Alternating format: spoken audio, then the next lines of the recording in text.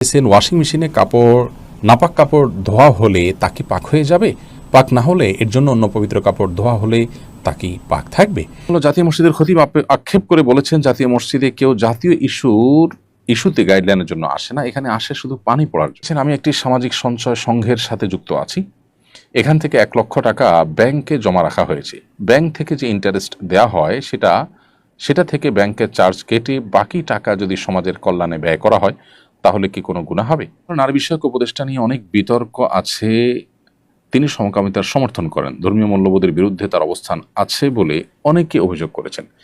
জুলাই আন্দোলনে তার ভূমিকা নিয়ে অনেকে প্রশ্ন তুলেছেন। তিনি কিভাবে উপদেষ্টা হলেন এ নিয়ে অনেকে বিস্মিত। তার সাম্প্রতিক কর্মকাণ্ড নিয়ে আপনার পর্যবেক্ষণ জানতে চাই। দুরুদ ইব্রাহিম একবার পাঠ করার সময় অন্যান্য ছোট দুরুদ কয়েকবার পাঠ করা যায়, সেক্ষেত্রে কোনটা পাঠ করা উত্তম? চলুন তাহলে আর দেরি না করে, বিলম্ব না করে, আপনাদের যে সমস্ত প্রশ্ন ইতিমধ্যে আমাদের কাছে চলে এসছে সেগুলোর উত্তর দেওয়ার পালায় আমরা প্রবেশ করি। এরপরে প্রশ্ন হলো, জাতীয় মসজিদের খতিব আক্ষেপ করে বলেছেন, জাতীয় মসজিদে কেউ জাতীয় ইস্যুতে গাইডলাইনের জন্য আসে না, এখানে আসে শুধু পানি পড়ার জন্য। আপনি তার আক্ষেপের সঙ্গে একমত কিনা? একটি মুসলিম সংখ্যাগরিষ্ঠ রাষ্ট্রে জাতীয় মসজিদের ভূমিকা কি হওয়া উচিত বলে আপনি মনে করেন? খুবই গুরুত্বপূর্ণ প্রশ্ন এবং সময়তে খতিবের সাথে শতভাগ সহমত পোষণ করছি এবং তাকে ধন্যবাদ জানাই এরকম চমৎকার একটি কথা বলবার জন্য। জাতীয় মসজিদের খতিবকে জাতীয় ইস্যুগুলোতে ডাকা উচিত, তার মতামত নেওয়া উচিত। দুর্ভাগ্য আমাদের কখনো সেটা করতে দেখা যায় না। এদেশের যদু মধু এবং এমন অনেক মানুষকে জাতীয় বিষয়ে ডাকতে দেখা যায় যাদের সাথে এদেশের মানুষের কোনো সম্পর্ক নেই। জাতীয় মসজিদের খতিবের সাথে এদেশের লক্ষ লক্ষ কোটি মানুষের সম্পর্ক, সুনিবিড় সম্পর্ক, অগাধ শ্রদ্ধা, ভক্তি, ভালোবাসা। সেই মানুষটার বা সেই চেয়ারে থাকা মানুষটার মন্তব্য বা তাঁর মূল্যায়ন বা তার অভিমত কখনো জাতীয় ইস্যুগুলোতে জানতে চাওয়া হয় না। এটা জাতীয় হিসেবে আমাদের জন্য দুর্ভাগ্যজনক। কেন আমরা পিছিয়ে আছি? কেন আমাদের আজকে এই দুরবস্থা? 50 বছর পরও আমরা কেন একই গলিতে চক্কর খাচ্ছি? আমাদের সমাজে সাধারণ মানুষের সাথে সম্পর্ক নাই, বিদেশি এজেন্ডার ধারক এইরকম মানুষদেরকে দেখা যায় নীতি নির্ধারণী জায়গায় তাদের ভূমিকা রাখতে। তাদেরকে বারবার তাদের কাছে মাইক ধরা হয়, তাদের দিকে ক্যামেরা ধারণ করা হয়। ইমাম সাহেবদেরকে, ওলামা ইকরামদেরকে বরাবরের মতো ইগনোর করা হয়। জাতীয় মসজিদের ইমাম সাহেবকে শুধু পানি পড়ার জন্য ব্যবহার করা এবং দোয়ার জন্য ব্যবহার করা, তাকে জাতীয় ইস্যুতে এঙ্গেজ না করা, শুধু তিনি নন, অন্যান্য ওলামা ইকরামকেও দেশের মূল ধারার সাথে এঙ্গেজ না করা, তাদেরকে অন না করা এবং তাদেরকে আপন না করা, রাষ্ট্র তাদেরকে ব্যবহার না করার ফলে রাষ্ট্র পিছিয়ে আছে। 4 লক্ষ মসজিদের ইমাম খতিবরা যদি রাষ্ট্রকে অন করেন, সেই সুযোগ তারা পান, রাষ্ট্র যদি তাদেরকে সেই সুযোগ দেয়, তাহলে রাষ্ট্রের চেহারা পরিবর্তন হতে খুব বেশি সময় লাগবে না। বিধায় জাতীয় মসজিদের এই খতিব সাহেবের এই আক্ষেপের সাথে আমি পরিপূর্ণই একমত এবং এই অবস্থার অবসান হওয়া উচিত। নতুন বাংলাদেশে সংস্কারে অন্তত এই বিষয়টি বিশেষভাবে গুরুত্ব দেওয়া উচিত বলে মনে করি। নূর হোসেন লিখেছেন, আমি একটি সামাজিক সঞ্চয় সংঘের সাথে যুক্ত আছি। এখান থেকে 1 লক্ষ টাকা ব্যাংকে জমা রাখা হয়েছে। ব্যাংক থেকে যে ইন্টারেস্ট দেয়া হয় সেটা থেকে ব্যাংকের চার্জ কেটে বাকি টাকা যদি সমাজের কল্যাণে ব্যয় করা হয় তাহলে কি কোনো গুনাহ হবে? এক্ষেত্রে ইসলামী শরিয়া কি বলে? ভাই নূর হোসেন, আপনার প্রশ্নের উত্তর হলো যে আপনি যে প্রতিষ্ঠানের কথা বলেছেন সেটা আপনার কথা থেকে বোঝা যাচ্ছে যে এটা সুদভিত্তিক প্রতিষ্ঠান। অতএব এই সুদভিত্তিক প্রতিষ্ঠানে আপনি যে টাকা জমা রেখেছেন সেখান থেকে টাকা রাখলে তার বিপরীতে যে ইন্টারেস্ট দেওয়া হয় সেখান থেকে ব্যাংকের চার্জ কেটে, অর্থাৎ ইন্টারেস্টের টাকা থেকে যে ব্যাংকের চার্জ কেটে বাকি টাকা আপনি সমাজ কল্যাণমূলক কাজে যদি ব্যয় করেন তাতেও আপনি সুদের দায় থেকে মুক্ত হবেন না। প্রথমত ব্যাংকের চার্জ ওই সুদের টাকা থেকে কাটাই জায়েজ হবে না। কেন? কারণ ব্যাংক আপনাকে যে চার্জটা করে সেই চার্জটা কেন করে? সেই চার্জটা এজন্য করে যে আপনার টাকা রক্ষণাবেক্ষণ, লেনদেন, হিসাব সংরক্ষণ এগুলোর জন্য চার্জ করে। তো সেই চার্জ তো আপনার বলতে পারেন আপনি সেটা তো সার্ভিস চার্জ। তো আপনি সার্ভিস নিচ্ছেন কিন্তু চার্জ দিচ্ছেন হারাম টাকা থেকে, তাহলে সার্ভিসের বিনিময়ে আপনি সুদের টাকাটাকে ব্যবহার করছেন। তার মানে আপনি উপকারটা দিন শেষে আপনিই ভোগ করছেন সুদের টাকার। তো সেটা জায়েজ হবে না। এই জন্য ব্যাংকের যে চার্জ সেটা আপনাকে নিজেকে দিতে হবে, আর সুদের যে টাকা সেটা পরিপূর্ণই সওয়াবের নিয়ত করা ছাড়া দান করে দিতে হবে। আর পারতপক্ষে কোনো সুদী প্রতিষ্ঠানের সাথে লেনদেন করা জায়েজ হবে না। এরপরে প্রশ্ন হলো, নারী বিষয়ক উপদেষ্টা নিয়ে অনেক বিতর্ক আছে। তিনি সমকামিতার সমর্থন করেন, ধর্মীয় মূল্যবোধের বিরুদ্ধে তার অবস্থান আছে বলে অনেকে অভিযোগ করেছেন। জুলাই আন্দোলনে তার ভূমিকা নিয়ে অনেকে প্রশ্ন তুলেছেন, তিনি কিভাবে উপদেষ্টা হলেন এ নিয়ে অনেকে বিস্মিত। তার সাম্প্রতিক কর্মকাণ্ড নিয়ে আপনার পর্যবেক্ষণ জানতে চাই। দেখুন, আমরা তার প্রতি পরিপূর্ণ শ্রদ্ধা রেখে বলতে চাই, তিনি একজন সিনিয়র মানুষ, বয়স্ক মানুষ। তিনি নারী এবং শিশুদের কল্যাণে যতটা কাজ করছেন, আমারও মনে হয় যে তার চাইতে বেশি তিনি সমকামিতা, এদেশের প্রচলিত আইনে যেটি অপরাধ, সেই বেআইনি কাজকে প্রতিষ্ঠা করবার জন্য তিনি তার চেয়ে বেশি সোচ্চার রয়েছেন।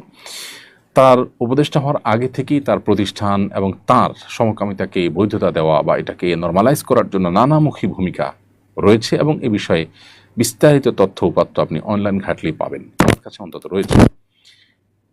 তিনি উপদেষ্টা হওয়ার পরপরই টিএসসিতে একটি প্রতিবাদ সভায় অংশগ্রহণ করে তিনি কিছু কথা বলেছিলেন।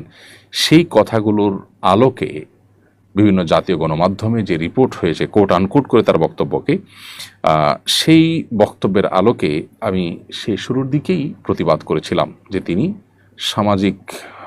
সমাজ কল্যাণ উপদেষ্টা হয়ে অসামাজিক কার্যকলাপে লিপ্ত। তিনি নারী এবং শিশুর বিষয়ক উপদেষ্টা হয়ে নারী এবং শিশুর কল্যাণে কাজ না করে বরং নারী সাজছে যে সমস্ত পুরুষেরা, তাদের অধিকার নিয়ে তিনি বেশি ব্যস্ত হয়ে পড়েছেন, এবং পরিবার ব্যবস্থাপনাকে ধ্বংস করবার নীল নকশা যারা বাস্তবায়ন করছেন তিনি তাদের অন্যতম। আমি আবারও বলছি, তার প্রতি শ্রদ্ধা রেখেই তিনি যা করছেন তা এ সমাজের মানুষের মূল্যবোধের বিরুদ্ধে যুদ্ধের সামিল। এবং উপদেষ্টা পরিষদের মধ্যে তিনি যতটা জঘন্য কর্মকাণ্ডে লিপ্ত, আমার মনে হয় না অন্য কারোর ব্যাপারে সেরকম আপত্তি, এত জোরালো আপত্তি অন্তত আছে। আমরা জানি যে তিনি নারী এবং শিশু বিষয়ক মন্ত্রণালয়ের দায়িত্বপ্রাপ্ত। নারী বিষয়ক যে সংস্কার কমিশন হয়েছে সেটা নিয়ে যত বিতর্ক হয়েছে, সেটা আমাদের ধর্মীয় মূল্যবোধ পরিপন্থী, শুধু মুসলিম নয় সকল ধর্মের দেশের মানুষের বিরুদ্ধে যতটা অবস্থান নিয়েছে, যতটা ন্যাক্কারজনক দৃষ্টান্ত স্থাপন করেছে তাদের প্রস্তাবনাগুলো, বেশিরভাগ প্রস্তাবনাগুলো, সেটা আমাদের সবারই কম বেশি জানা। তো আমার মনে হয় যে উপদেষ্টা এই সব কিছুর দায়ভার, বিশেষ করে তার কৃতকর্মের দায়ভার তার উপরে বর্তায়। তার জুলাই আন্দোলনে কি অবস্থান, কি অবদান ছিল আমি জানি না, কিসের ভিত্তিতে তিনি উপদেষ্টা হয়েছেন সেটা আমি জানি না। তবে আমি এটুকু জানি তিনি পরিষ্কারভাবে এদেশের মানুষের ধর্মীয় মূল্যবোধের বিরুদ্ধে অবস্থান নিয়েছেন। আমাদের পরিবার ব্যবস্থাপনাকে ভেঙে ধ্বংস করবার জন্য তিনি রীতিমতো উঠে পড়ে লেগেছেন। অতি সম্প্রতি তার একটা বক্তব্য একটি গণমাধ্যমে দেখতে পেলাম যে মাদ্রাসায় ছোট ছোট শিক্ষার্থীদের সরকারি কর্মকর্তা দিয়ে নজরদারি বাড়াতে চান তিনি। সরকারি কর্মকর্তারা মাদ্রাসার নজরদারি করবে, কয় মাদ্রাসা বা অন্যান্য মাদ্রাসাগুলো নজরদারি করবে, ভালো কথা। কয় মাদ্রাসাগুলোর কল্যাণে সরকারি প্রতিষ্ঠানগুলোর কোনো ভূমিকা থাকবে না, তাদের বেতন ভাতা, তাদের সুযোগ সুবিধা কোনো ক্ষেত্রেই থাকবে না। খবরদারির জন্য শুধুমাত্র আপনি লোক পাঠানোর জন্য বলছেন। এবং শুধু তাই নয়, তারা সেখানে যাবেন মানে কি, বিভিন্ন রকমের মিথ্যা অভিযোগ তুলে হামলা মামলার ভয় দিয়ে ঘুষ খাওয়ার একটা রাস্তা ওপেন করার জন্য বলছেন। তিনি পর্নোগ্রাফি নিয়ে মন্তব্য করতে বলেছেন, তিনি অবশ্য সমালোচনা করে পর্নোগ্রাফির একটা পর্যায়ে বলেছেন যে একটা বয়স থাকা উচিত পর্নোগ্রাফি দেখার। কেন বয়স থাকা উচিত? পর্নোগ্রাফি থাকাই তো উচিত না। পর্নোগ্রাফি আমাদের কি কল্যাণ বয়ে আনে, এই সমাজের কোন কল্যাণটা বয়ে আনে? আমরা এরকম অনেক ভূমিকা তার দেখেছি, যে ভূমিকাগুলো সুস্পষ্টভাবে আমাদের দেশের যে আপনার ধর্মীয় মূল্যবোধ এবং প্রচলিত আইন আছে সেটাকে সম্পূর্ণভাবে বৃদ্ধাঙ্গুলি তিনি দিচ্ছেন।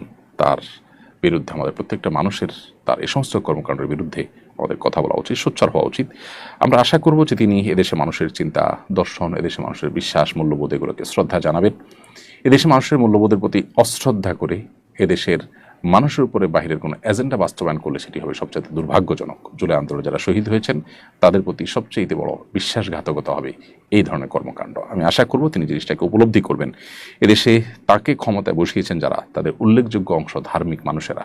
আবু সাঈদ প্রচণ্ড রকমের একজন ধার্মিক মানুষ। আবু সাঈদের রক্তের উপর তিনি আজ উপদেষ্টা হয়েছেন। অতএব তার আদর্শ বিরোধী কোনো কিছু তিনি যদি করেন তো সেটি হবে সবচাইতে বড় আমাদের জন্য দুর্ভাগ্যজনক বিষয়, এবং সেটি হবে সবচাইতে বড় বিশ্বাসঘাতকতা। ফারজানা আক্তার আপনি লিখেছেন, দুরুদ ইব্রাহিম একবার পাঠ করার সময় অন্যান্য ছোট দুরুদ কয়েকবার পাঠ করা যায়, সেক্ষেত্রে কোনটা পাঠ করা উত্তম? নামাজের মধ্যে দুরুদ ইব্রাহিমই পাঠ করা উত্তম, সেটা তো বলাই বাহুল্য, কারণ একটি সুন্নাহ দ্বারা সাব্যস্ত। একটি সুন্নাহ অসংখ্য নফলের চাইতে শ্রেষ্ঠ, অর্থাৎ সুন্নাহ নয় এরকম সাধারণ নফলের চাইতে সুন্নাহ অনেক বেশি গুরুত্বপূর্ণ। বিধায় দুরুদ ইব্রাহিম পড়তে হবে, কারণ নবী করিম সাল্লাল্লাহু আলাইহি ওয়াসাল্লাম নামাজে আমাদেরকে এটি পাঠ করার শিক্ষা দিয়েছেন। নামাজের বাহিরে দরুদ ইব্রাহিম বড়, অতএব সেটা না পড়ে ছোট ছোট দরুদ পড়বেন কিনা? এটার উত্তরে আমি বলতে চাই যে দরুদ ইব্রাহিমের মধ্যে শুধু দুরুদই নয়, এবং নবী সাল্লাল্লাহু আলাইহি ওয়াসাল্লামের প্রতি দুরুদই নয়, ইব্রাহিম আলাইহিস সালামের প্রতি দুরুদ রয়েছে, সেখানে তার জন্য বরকতের দোয়া রয়েছে। দুরুদের ভাষা মধ্যে অনেক তার জন্য দোয়া রয়েছে। আপনি দুরুদ যত ছোট হবে সেখানে দোয়ার ভাষাও তত ছোট হবে।